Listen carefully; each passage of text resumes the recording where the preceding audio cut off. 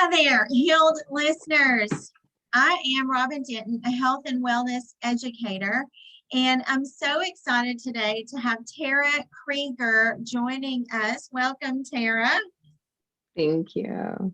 Tara is a Michigan farm girl who now lives in sunny California, alternating between San Francisco and Los Angeles. And she's lived there for about 10 years. She has worked with families and children for the last 25 years. She is a transformation family advisor who has developed her own signature method, the TK method. And what she helps families do is find the flow within their family, help parents to find their flow in parenting, and deal with the milestones in the lives of their children. And I think, if I heard her correctly, deal even with some of the milestones in their past that affect their parenting. So she helps the family work well together and flow together. But that's not why she's here today. She's here today because she was in an accident. She was crossing the street when she got hit by a car. And she had, of course, an injury from that. So she was healed from that. She healed herself naturally a great deal, being even able to avoid back surgery. So that's what she's going to tell us about today. And if you listen to the podcast, you know that we talk a lot about nutrition and healing, but not necessarily in our structural body. So that's what's so exciting to me today, is just to hear how our entire body is affected by what we put into it, by our emotions, by our spiritual walk, even down to our bones, to our very structure. So I can't wait to share this story with you. So let's get started. Tara, take us back, first of all, to the car accident. Tell us exactly what happened. So I was in San Francisco. I was getting out of my car, crossing the street. I was not in a crosswalk, but I was looking in one direction, and a car had turned the corner, not seeing me, and ran over my foot.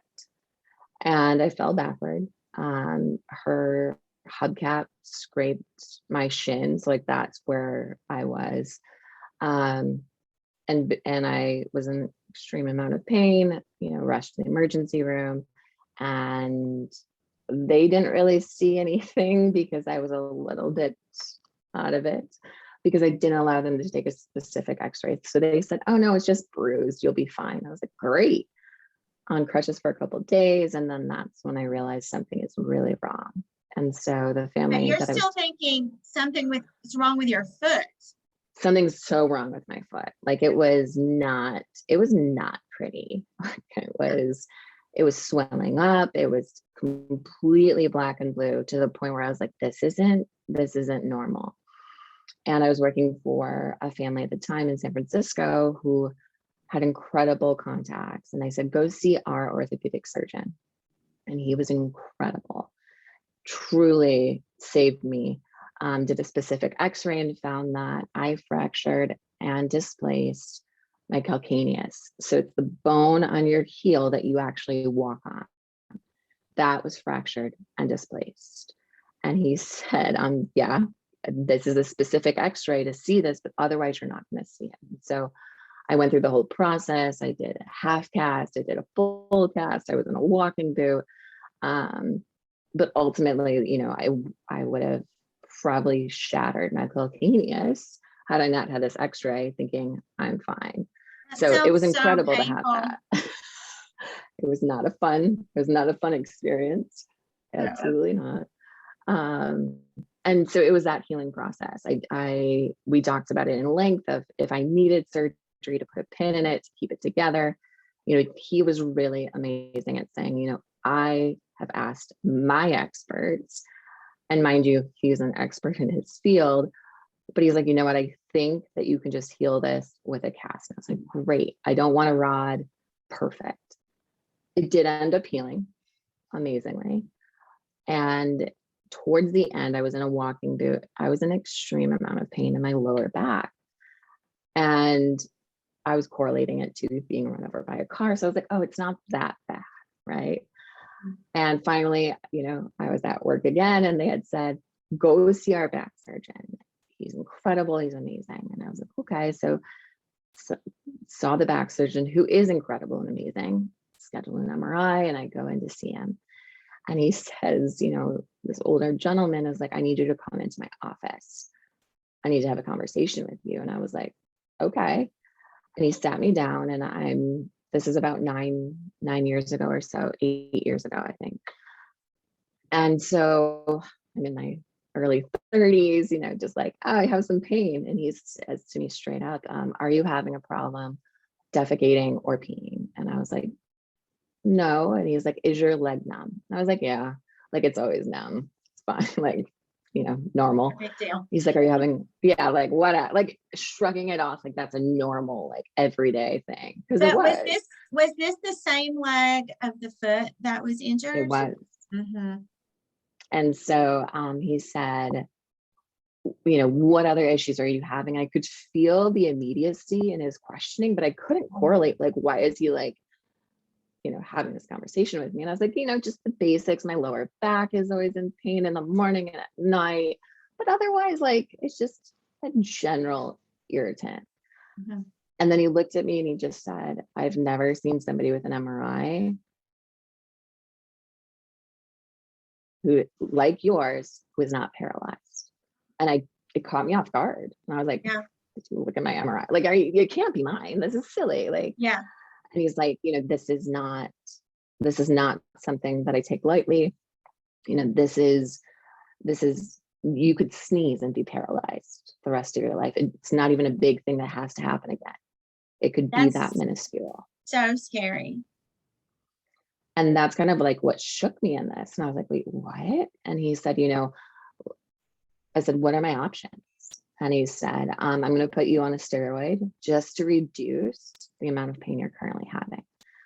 And I said, okay, great. That's awesome. And then he said, you know, ultimately, it's going to be back surgery because it was my L4 and L5, that lower part of my spine, that was decompressed. So it was pushing into my spinal cord. And that's the space that he said, basically, you're at 80% decompression. And I just remember thinking like, okay, so you're telling me that I'm in my early 30s and I need back surgery, which, let me be clear, yes, I get it. But I was like, something's telling me like, I don't need to get it. So I said, well, what are my options? And he's like, I don't have any options. I can't keep you on the steroid forever. Not logical. I don't have any other options for you. And I said, how long do I have? And he's like, I can give you 2 months, maybe 3, to make a decision. Okay. So at that point, you're thinking that you will explore your other options. You'll check into other things. There was that feeling that I kind of guided so much of my life until that point of like, there's something else. Mm-hmm. And so I said, okay, give me 2 months. Okay. And so I want to stop right here and mention a couple of things. Number one, people get used to their pain so often that they just accept it as normal, especially as they get older. People will say, well, I'm older, you know, that's just part of getting older. And I'm like, no, it shouldn't be. It shouldn't be. And the other thing that I want to point out is I hear this literally almost every podcast, that interview that I do, I hear this, that they're at the doctor and they have this gut check of, that doesn't resonate with me. That doesn't sound okay with me. And so for those people listening, I want you to really hear that listen to your gut, even if it doesn't make sense at the time. So tell us, sorry to interrupt you, Tara, but No, I'm so glad you did. I want to point these things out because I feel like there's so much that every listener can get out of this, whether it's a structural issue that they have or an, any kind of illness. Okay. So you only are offered surgery by this doctor. You leave there because you want to think about your options, maybe look up some other stuff. And so how does it come about that you find something else? I love this. Yeah. So I want to circle back really quick to what you just said, because ultimately these doctors that I was seeing are incredible doctors in their field and so well known, and they are incredible at what they do. However, no matter what that looked like, that feeling existed. And so even though against all logic, against everything that looked good on paper, I was still like, something else. So just like you said, just if there is this something else, ask for the leeway time to figure out what that something else is, and then go back, obviously, if you don't find it. I think that's what it is. We get so rushed, like we feel like the doctor says something, and so we have to immediately agree without feeling like we have the power to take some time to consider it. And we do have that power. We don't have to just nod and agree with whatever we're told, because even if that is the best doctor with their best advice, God may have something better for you. And I mean, that's exactly what happened, is because I was at Target and talking to my mom on the phone about what I was kind of like going through. Mind you, I'm in California alone. I got the car ran me over on my 1-year anniversary at my job. Like, it was so synchronistic that I like my boss at the time had sent me flowers to my house celebrating my 1-year anniversary, and I'm actually coming home from the ER kind of thing. So anyway, I'm talking to my mom. She's in Michigan, and well, what are you going to do? And I said, I'm trying to figure it out. I know that there has to be something else. I'm having this conversation in the middle of Target, like we all do. And I noticed that this woman was kind of in the same aisles that I was in. I was like, okay, like just the noticing of it. And as I'm checking out at Target, she stops me and says, I know this is really strange, but my ex-husband is a chiropractor in San Francisco. Can I give you his information? I kind of overheard what you were saying, and I think he'd be able to help you. And I was like, sure, like, why not go to Target and buy coffee and also get like medical advice? I have a confession. I'm the lady at Target all the time. If we only knew the magic that really existed in Target, like I think we'd all be going. Sick. I think I can help you. Okay. Yes. So I get his number. And I go and see him. And I've been going to the chiropractor most of my life just because I was such a physically active kid. I was a gymnast, I was a dancer, I played basketball, the whole bit.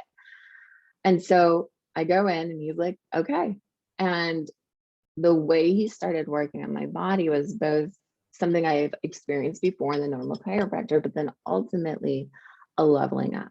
So he started muscle testing my physical body and adjusting from there. And then as the sessions went on, he would muscle test my emotional body, my mental body, my spiritual body, and have adjustments from there.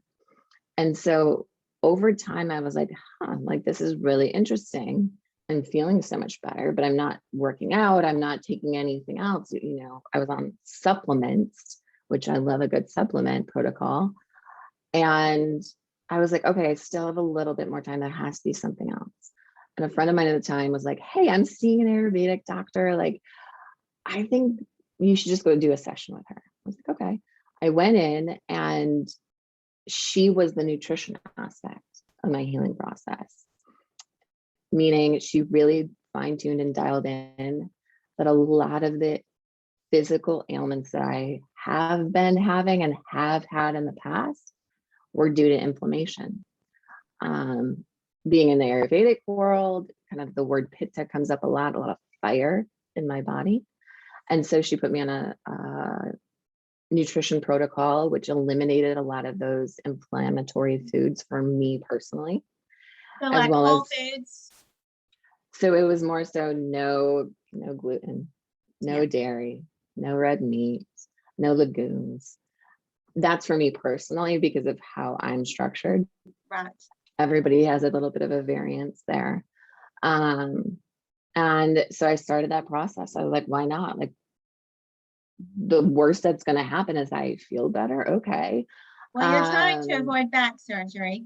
And exactly. you know, anytime you have a major surgery like that, I do feel like common knowledge is that the back's not going to ever be like it was before the back surgery. So Yeah. And so yeah, that was ultimately, being in these spaces, I was like, okay, I had no expectation that it was going to heal me in that way. I was like, I just know that this feels like what I need. it felt good. It felt right. Mm-hmm. And that's what I mean, we can talk about this later, but ultimately it's that feeling of coming, like I was not in my body most of my life. I was kind of desensitized to actually feeling what was in my body. So this is really, truly the first time of like, let me feel into this. And so I continued on her protocol and continued with the chiropractor on the supplement protocols that they were both kind of giving me and both working together with. And I felt good. I wasn't having numbness, my lower back. It was always just kind of like, it was a lot less pain. And so I get another MRI done to go see my back surgeon a couple months later. And he looks at it and he kind of just sat there, kind of a little bit taken back. And he's like, what did you do? And I was like, I saw a chiropractor and stopped eating red meat. Like there was no doing that I could pinpoint how this MRI was showing up. And he said, your MRI went from 80% decompression to 30%. Which doesn't require surgery. Which does not require surgery in just a couple months. And I said, amazing. Okay, well, can you tell me, like, do I still need back surgery? Because I'm still looking at everything on the table for me. Yeah. And he's like, no, I wouldn't do back surgery with this kind of decompression. If it gets worse, come back. And I said, okay, great. And so over the course of like the last 8 years, I've really dived deeper into this for myself. Mm-hmm. Meaning the pain has been at times worse, but being so in my body, I know it's no longer physical. Okay. It is explain what you mean by that. So in my personal experience, and this is different for everyone, but this is just my personal experience. I store emotional trauma in my physical body. And I knew this for quite some time, but it wasn't until I started reading The Body Keeps the Score, It Didn't Start With You, that I finally was like, oh, this is really interesting. And so I hear it often when I especially work with mothers and other people in the field of how women hold emotional trauma in their hips. And so I was correlating to like this hip pain, so much of my life, like, oh, it's because I stretched too hard at gymnastics or danced too hard here. And it was actually just the emotional trauma that I was experiencing or emotional wounding that was residing there because I either ignored it, repressed it, pushed it down, didn't acknowledge it. And it was now manifesting as a physical ailment. And so ultimately, another good book that I have about that is Feelings Buried Alive, Never Die. Have you read that one? I've got that one. I definitely want to check out The Body Keeps the Score. And then what else? What was the other one? The other one is It Didn't Start With You. It Didn't Start With You. And this may be something I feel like that, at least in my area, is a little more unfamiliar to people, because you even said that your chiropractor did the muscle testing for emotions and spiritual issues and things like that. And I'm just, since it's coming up, I feel like the Lord's taking us there. I'm just going to go there. Tara and I talked about prior to us recording this about how inflammation has ran in her family. And so some of those things can be, you know, spiritual issues that are generational. So we have a great doctor in our great counselor in our area who does the muscle testing for spiritual and emotional issues. So we're super lucky. But if you're having unexplained pain, or if you're susceptible to pain, I love, Tara's got a little formula that she was telling me about that I love, about if you worked out, you were saying that, and your body is hurting, then you did something physical that maybe you don't need to do or need to tweak. But if you just wake up with the pain, or if you're going to bed with the pain, then maybe it is emotional. Is that what you were saying, or spiritual? Yeah, yeah, absolutely. And I want to circle back really quick. That was what came up with the Ayurvedic doctor and why my diet was changed, is because all of those foods are producing so much inflammation. Mhm. And ultimately, at the root cause of, I've had eczema my whole life. It runs in my family, Mhm. generation after generation. It also, you know, my dad is really healthy, but Mhm. ultimately he has allergies, and I have allergies, and it was due to inflammation, but it was presenting in so many different ways that all of us were being diagnosed. You have allergies, you have this, and it ultimately was inflammation.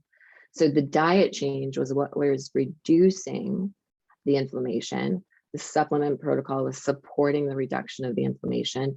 And then the chiropractic work was moving, like you had said, that emotional, physical, and being able to be back in alignment.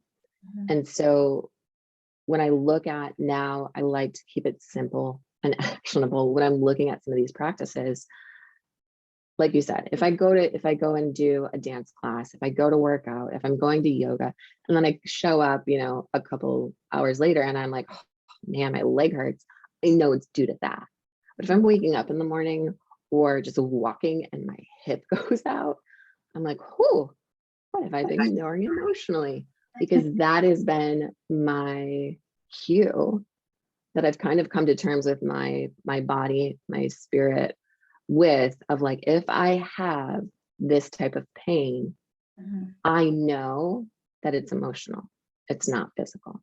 Mhm. That's my own resonance there. And so understanding and diving deeper into correlating to, hey, if this is showing up in your body after it's been healed or after you're doing the healing, this is when I know it's a marker. And so Yes. we could keep it really simple and being like, okay, well, let me look at what I need to release then to move this emotion or energy emotion through my body. Okay, so tell me what you do when you have pain that is not, you don't think has a physical source. It has more of a spiritual, emotional source. So before it would be, you know, I had veered into, oh, I'll just go see the chiropractor. Oh, like I'll talk to a therapist about it, but it wasn't enough. And so recently I did a deep dive into inner child healing, which includes a lot of somatic work.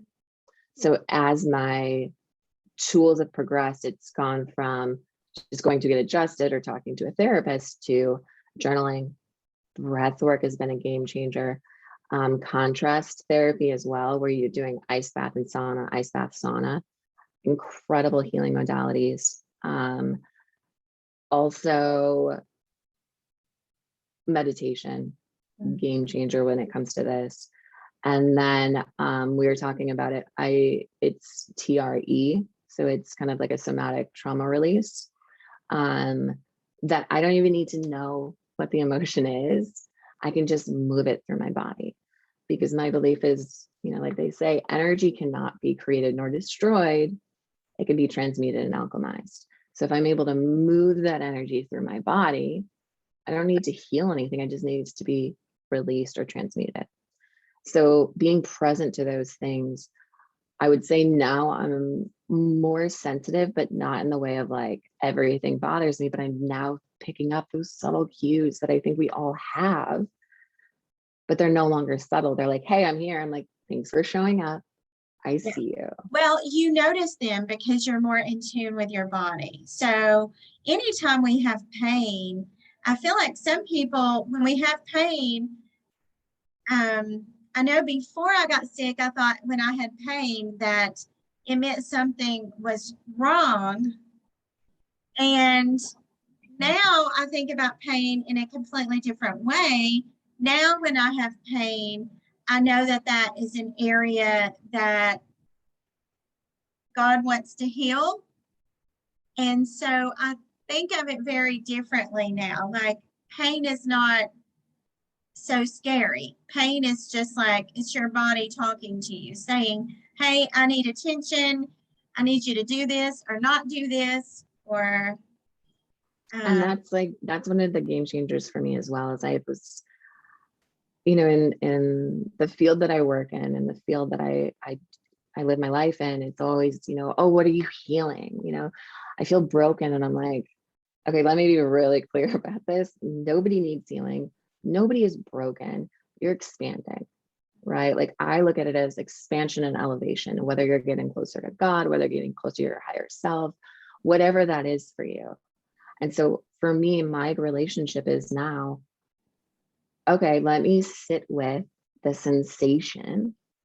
I'm not going to quantify it or classify it. It's, I feel numbness, tingling, X, Y, or Z in this part of my body. And then sitting with my body being like, what is it that you need to tell me about this? Yeah. Being present to that felt sense of saying, what is it that I need to know to move through this? And sometimes your body just needs that attention. It just needs to be acknowledged. And acknowledged. Have you ever used tapping, EFT? Yeah. I love tapping. That's another tool for our listeners. Love tapping. Yes, yep. I do too. Tapping is great. Find a good practitioner that you resonate with. And I think ultimately that is the game changer for me in this process. There's so many different tools and there's so many different modalities. Yeah. However, if you do not resonate with the person that is with you in that space, healing is not going to happen. Mm-hmm. Agreed. And so, getting somebody, not even a good EFT, practitioner, getting someone that resonates with you mm-hmm. as a practitioner in any field, chiropractic work, holistic work, Ayurvedic work, Reiki, get someone who resonates with you. Agreed. Okay, so how did this change the quality of your life? How did you went from 80% decompression to 30% decompression with no back surgery?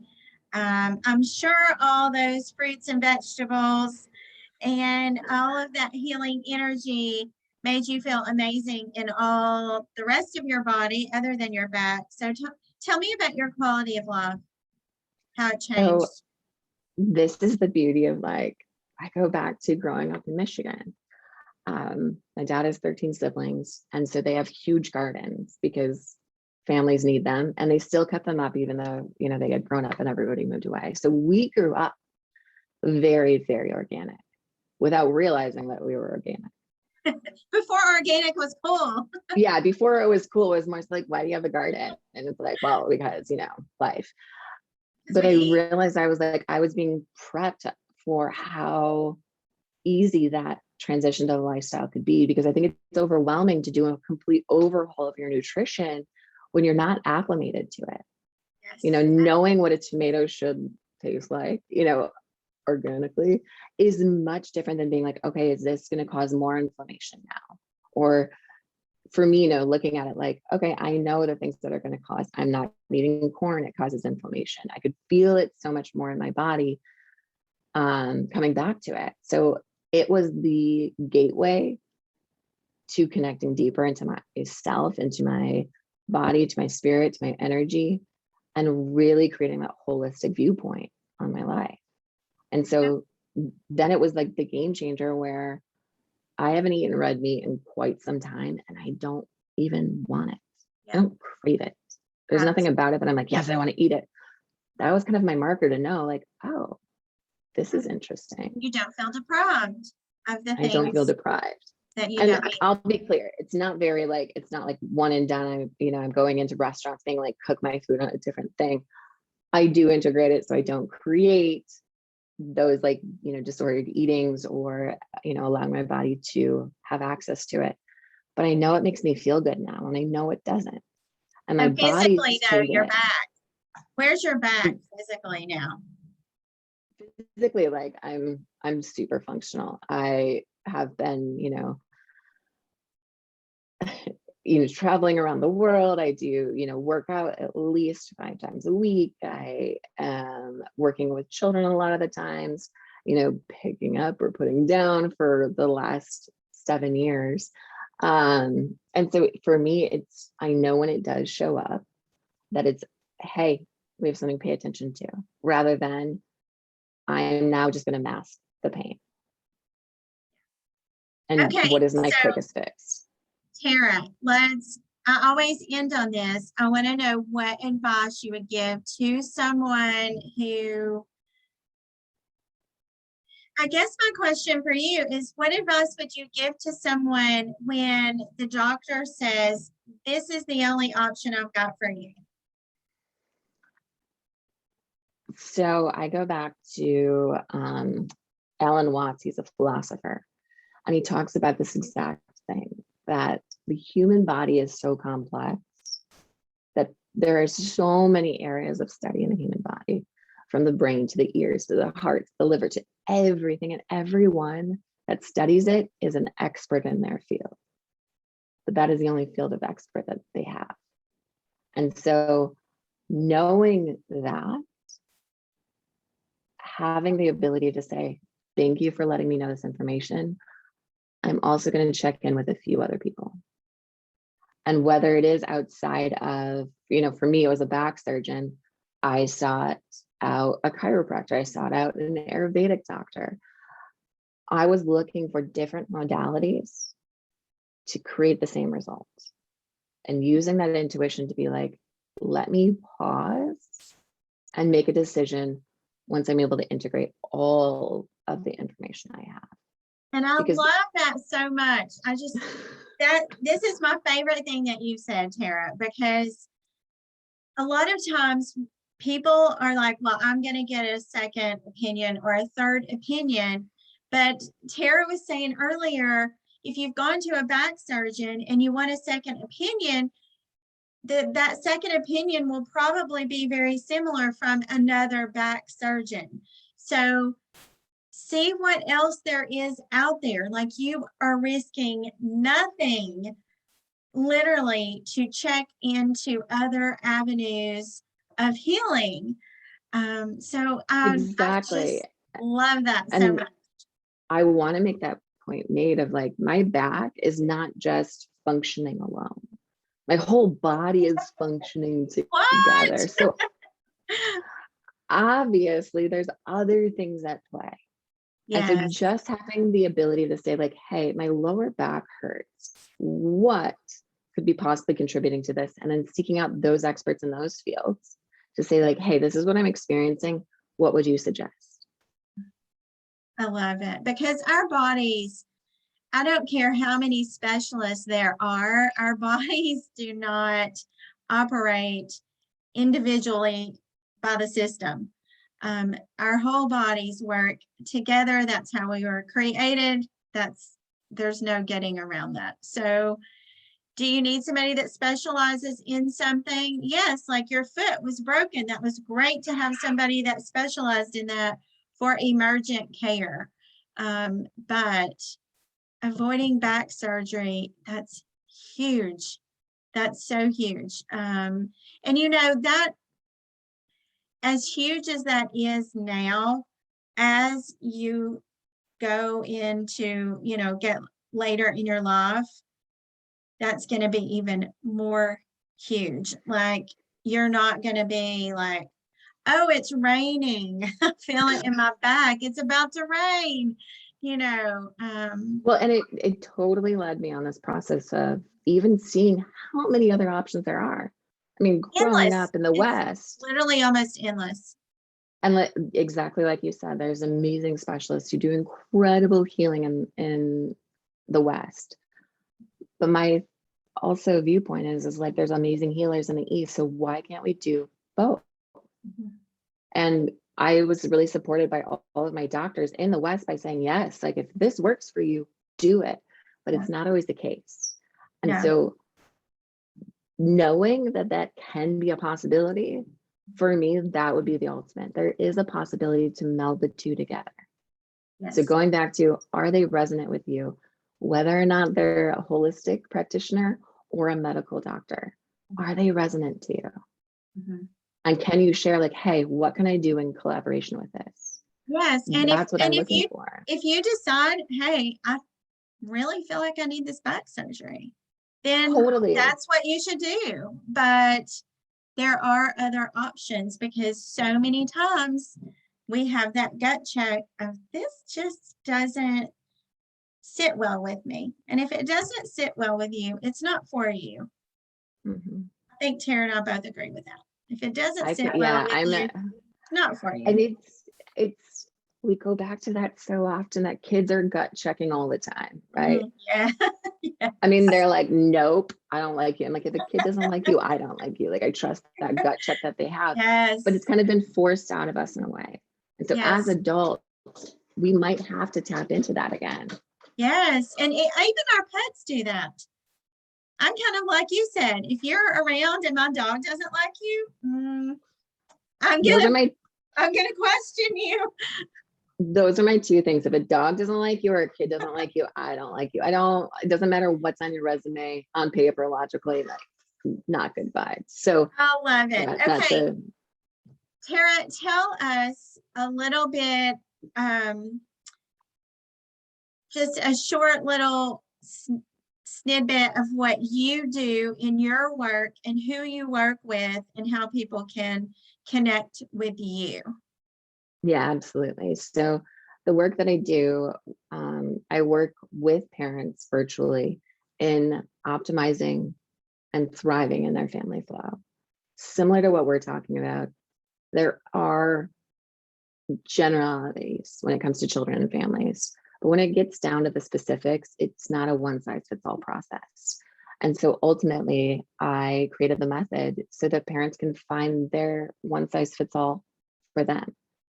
And going into those deeper layers of looking at core values, biorhythms, inner child triggers. When your child is triggered, looking at the physical triggers, looking at rhythms of the day, the routines and schedules, your self-care.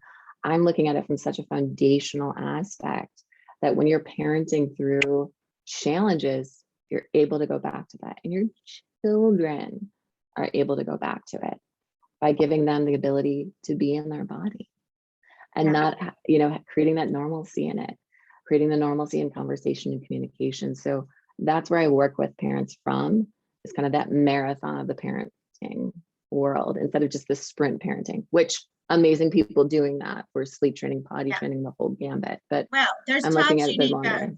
both. There's times you're Exactly. Like sprinting and everything times else, you're you just need to marathoning. sprint and you some marathon. Yeah. Yeah, Yeah, exactly. sprint. You have to sprint in the long stretches. Yeah. Okay, so where can we find you? So you easily on Instagram, it's at the .tk.method. Or, my website is tarakrieger.com, or just email me at tara@tarakrieger.com. And if we will post all of the ways to connect with Tara in the notes here, and we'll post all the links so that the listeners can have them. And if you're on YouTube, we'll post that on YouTube as well, so that you can find her and connect with her, I can always point you in her direction if you're listening and need help finding her. So, Tara, you have such an amazing story and do such amazing work. As a school teacher, I know how important it is for families to really be able to function and work and flow together, especially now that we have so many blended families and so many different flows coming into the family unit. So thank you for doing that work. It's so important. So, and thank you so much for being here. Thank you. And thank you for having this conversation, because I think the more times that we have this conversation, the more times people have that ability to connect with themselves again. Like, oh, I'm going to think about that now. So thank you so much for bringing this to the surface, because I'm such an advocate for it. So thank you. Yes, well, thanks for being here. I'm excited about all that we've shared today. I think we have given the listeners a lot of fantastic tips for just anytime you need a doctor or listening to your body. So, all right, healed listeners, we're wrapping up this episode, and I appreciate you listening as well. And we will see you next week. Bye-bye. Bye.